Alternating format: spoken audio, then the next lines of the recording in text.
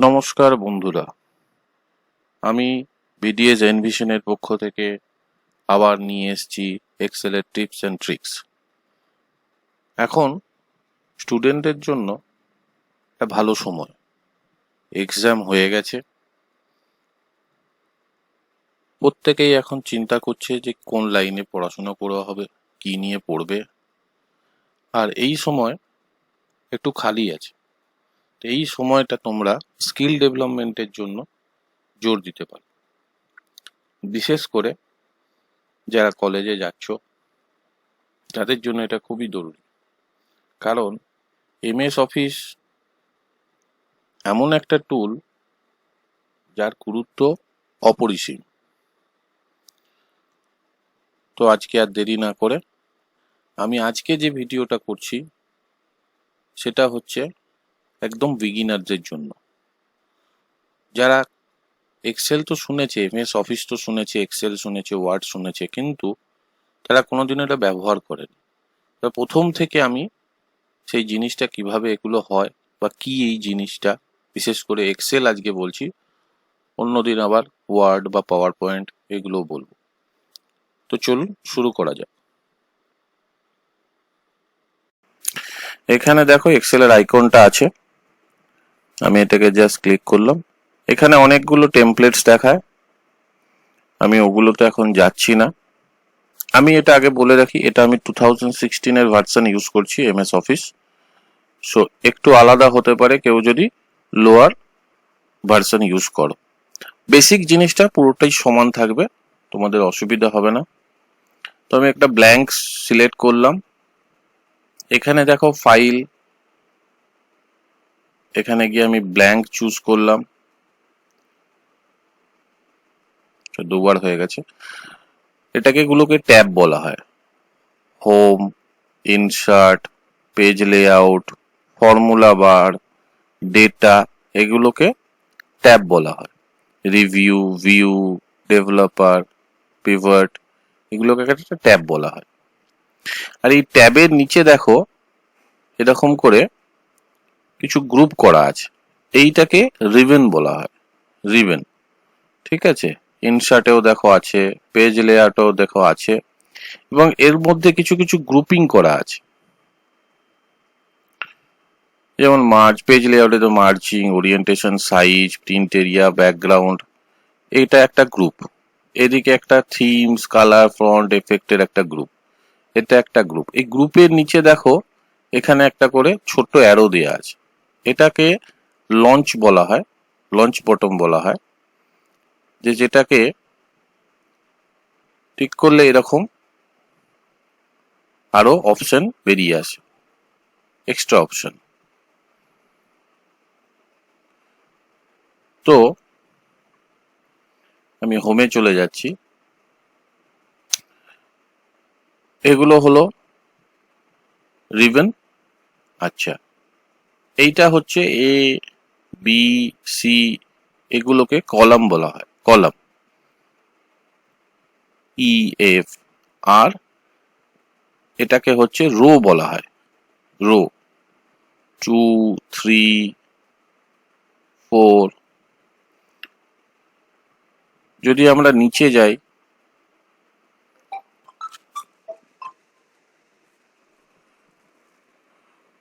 দেখতে পাবো যে অনেক রো আছে, ঠিক আছে। তেমনি যদি সাইডে যাই, দেখবে এ, বি, বি, এ, জে, জে, এরকম সব আসবে কলাম। আমাদের যতগুলো নেওয়ার দরকার ততগুলো আমরা নিয়ে নিতে পারি, বা যত ডেটা থাকবে সেই হিসাবে। তাহলে এ, বি, সি, ডি এগুলো হচ্ছে কলাম, আর 1, 2, 3, 4 এগুলো হচ্ছে রো। রো এর মাঝখানে দেখো প্রত্যেকটা ঘর করা আছে, এগুলোকে সেল বলা হয়, সেল। মজার ব্যাপার হচ্ছে প্রত্যেকটা সেলের একটা করে নাম আছে। যেমন এই সেলটাকে আমি চুজ করেছি, এখানে দেখতে পাবে A2, A2 এর হচ্ছে নেম বক্স।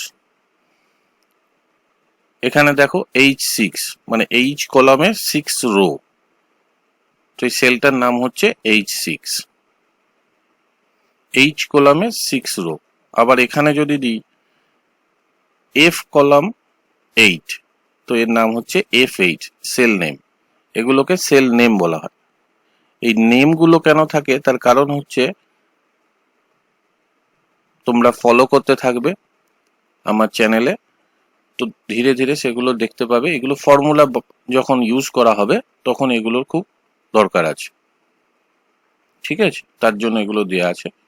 আমি এখন ওই ডিটেলসটা বলছি না, তোমরা পরপর ভিডিওগুলো পাবে তখন বুঝতে পেরে যাবে।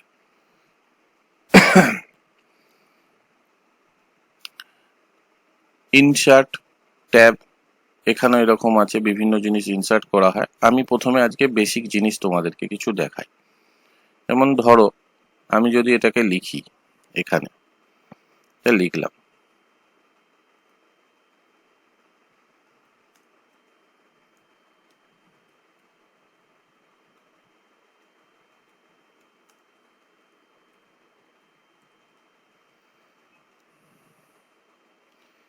লেখা হয়ে গেল।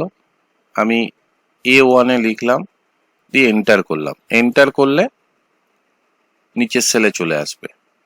আবার সাইড অ্যারো থাকলে সাইড অ্যারোতে যাওয়া, আপ অ্যারোতে করলে ওপরে যাওয়া যাবে, লেফটের অ্যারোতে করলে লেফটে আসবে, এরকম।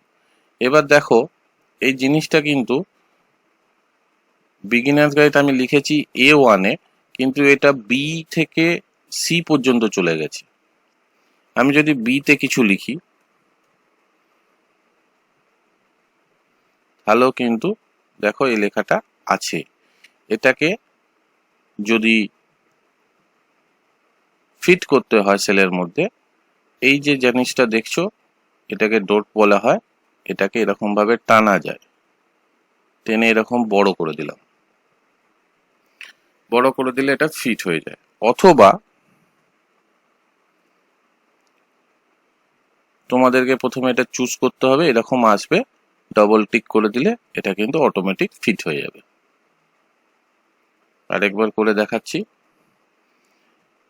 এই সাইনটা আসার পরে তোমাদেরকে লেফট কি ধরে তোমাদেরকে ড্র্যাগ করতে হবে, ড্র্যাগ করলে এটা ফিট হয়ে যাবে।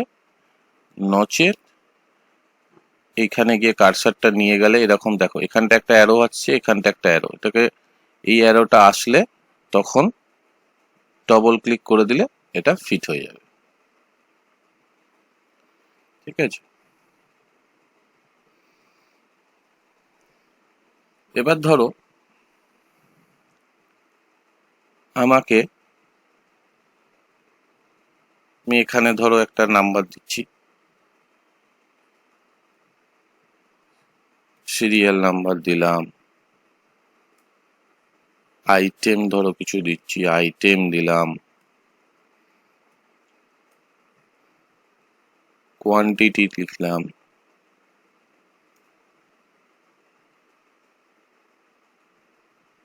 আর অ্যামাউন্ট লিখলাম। এরকম ভাবে প্রত্যেকটা সেলে লিখলাম। এবার এখানে ধরো 1, 2, 3 এরকম করে লিখছি। এবার এই তিনটেকে একসঙ্গে ধরলাম, ধরে আমি ড্র্যাগ করে দিলাম 10 পর্যন্ত, পরপর নাম্বারগুলো চলে এলো। এবার আইটেমে ধরো এ, এটাতে সি, তারপরে টি। আমি জাস্ট এক্সাম্পলের জন্য তোমাদেরকে এগুলো দেখাচ্ছি। এখানে যে কোনো নাম লেখা যেতে পারে, শ্যাম্পুর বোতল লেখলে ডাব লেখা যেতে পারে, জাস্ট তোমাদেরকে দেখাচ্ছি। এই হলো আইটেম। কোয়ান্টিটি এবার লিখে দিচ্ছি, এটাতে 3, এটাতে 6, 7, 3, 2, 1।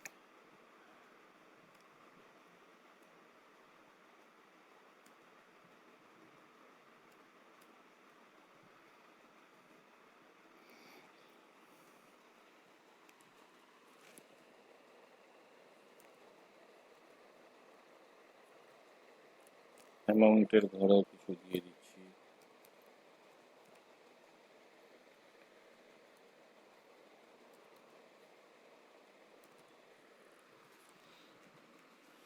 দেখো এবার যেটা করতে হবে, এটা দেখতে খুব খারাপ লাগছে, স্ক্রুটা ভাল লাগছে না, তাহলে আমাদেরকে একটু সাজাতে হবে। তাহলে সাজানোর জন্য কি করতে হবে, প্রথমে এই যে বিগিনার্স দেখছো, এটাকে যদি আমরা করি, এটা সমান হয়ে গেল, এটাও ঠিকভাবে চলে এলো, এটাও ঠিকভাবে চলে এলো, কিন্তু এই ঘরটা আসছে না। তাহলে কি করতে হবে, এই ঘরটাকে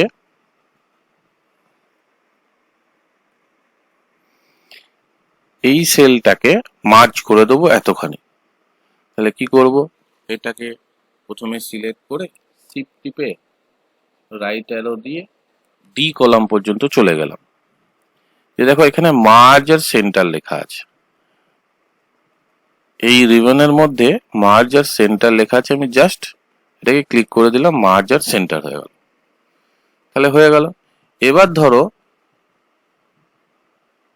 এইটা ঠিক হয়ে যাবে, এই দেখো হয়ে গেল। এই রোডটা আমি ডিলিট করে দিই।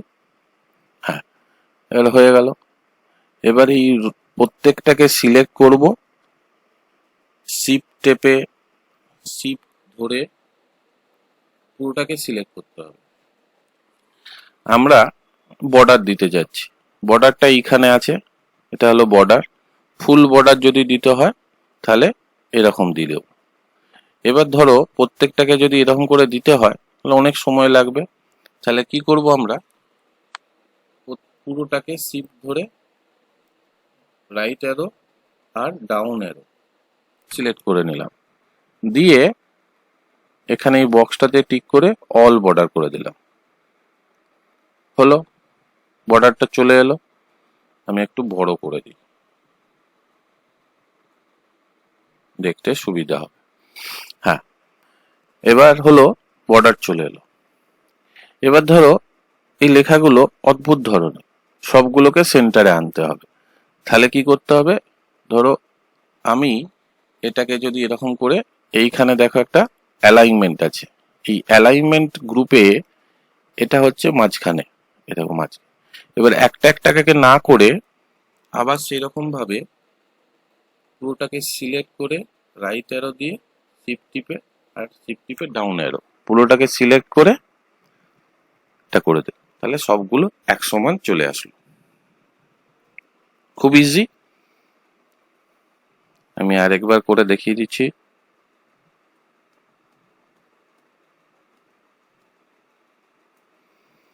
ঠিক আছে,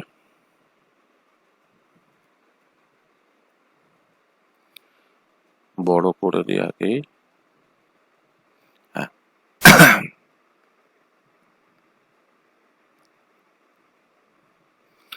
আচ্ছা, এটা যেমন হচ্ছে না, তার জন্য কি বলেছিলাম, এটাকে আগে আমরা মার্জ করে নেব, শিফট টিপে ডাউন এর যতদূর আমাদের ডেটা আছে ততদূর গিয়ে এই অ্যালাইনমেন্টে গিয়ে মার্জ এন্ড সেন্টারে ক্লিক করব, মার্জ হয়ে গেল। এরপরে কি হবে, এরপরে সবগুলোকে এক সমান হয়ে যাবে। এবার সবগুলোকে এক সমান করার জন্য সবগুলোকে সিলেক্ট করলাম, শিফট টিপে টিপলাম, এখানে গিয়ে শিফট টিপে অ্যারো, রাইট সাইড অ্যারো, হয়ে গেল।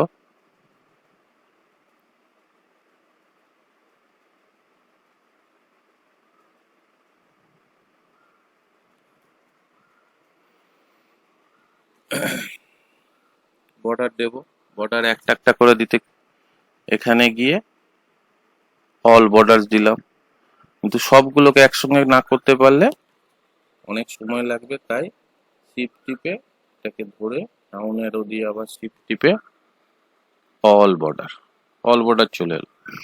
অ্যালাইনমেন্ট গুলো সমান নেই, তাহলে এটা সিলেক্ট করাই আছে, যদি না করা থাকতো তাহলে আবার আমরা শিফট টিপে সিরিয়াল নম্বর থেকে ডাউন অ্যারো দিয়ে 10 পর্যন্ত আর অ্যামাউন্ট পর্যন্ত রাইট অ্যারো দিয়ে দিয়ে এই অ্যালাইনমেন্টে গিয়ে এখানে মিডল করে দিল।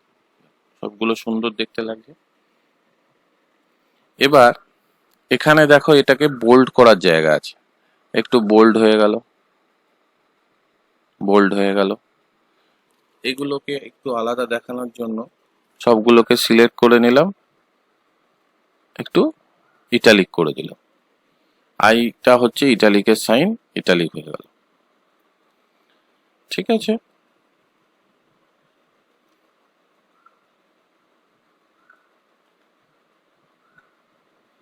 এবার ধরো এই যে বর্ডারটা আছে, সবগুলো সমান বর্ডার আছে, এই বর্ডারটা আর এই বর্ডারটাকে আমরা একটু আলাদা দেখাতে চাই। তাহলে সেটার জন্য কি আছে দেখো, থিক আউটসাইড বর্ডার, বাইরে থেকে দেখলে সব ঠিক হয়ে গেল। আর এটাকেও ধরে করে দিই,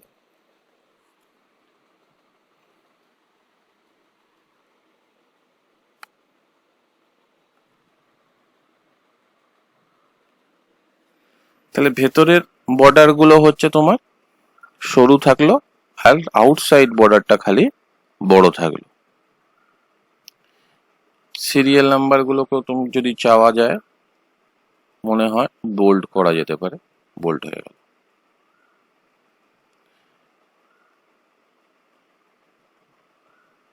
এবার এগুলোর যোগ, এখানে যেমন আমরা ক্যালকুলেটরে যোগ করি বিয়োগ করি, এগুলো সব আমার পরপর ভিডিও আসবে, তোমরা দেখতে থেকো। খুব ইজি, একটু মন দিয়ে দেখলেই শেখা যাবে, নিজেরাও বাড়িতে করতে পারবে। তো আজকের জন্য এখানেই শেষ করছি। ধন্যবাদ। লাইক, শেয়ার, কমেন্ট করতে ভুলবেন না। আর আমার চ্যানেলটিকে যদি সাবস্ক্রাইব না করে থাকেন তো সাবস্ক্রাইব আর বেল আইকনটা প্রেস করে দেবেন, তাহলে নোটিফিকেশন পেয়ে যাবেন পরের গুলো। ধন্যবাদ।